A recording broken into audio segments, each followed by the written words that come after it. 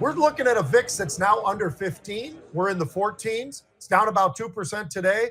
I think it's really important to understand that. And I think also buy when you can, not when you have to. This is a great example of that. You want to protect your portfolio. It's probably gotten a little bit cheaper to buy that protection because of the fact that we're seeing the VIX, the volatility of the S&P 500 pull back. And with that, I think you just have to take advantage of that when you can, when the opportunity is there. And I don't know if everybody understands it all that well, but they need to get an education side of it because it's going to be something that could be really, really good. And let's be honest, probably the next move would be higher on the VIX at some point rather than lower than where we are right now. Yeah, I mean, it's looking really, really cheap. And I think it's unique that it's really cheap when we're in the midst of two rather significant volatility creators, right? One is earnings season, and the other is forget the first 100 days, the first 10 days of a president that's promised to come in, move quick and break stuff, which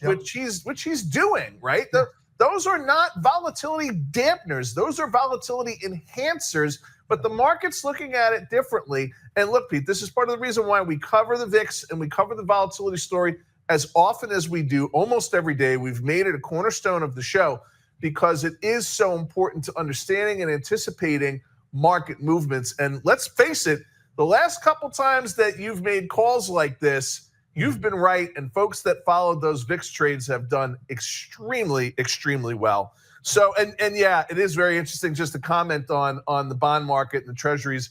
We have started to see that almost universally consistent inverse correlation between the Nas and the Treasuries. And even when we start to see some momentum building in the morning in the Nasdaq names, which of course gets me excited because that's a big part of my portfolio, when you start to see those Treasury yields go up and the bond market start to rally, you start to see the Nasdaq, particularly the small cap names, come down.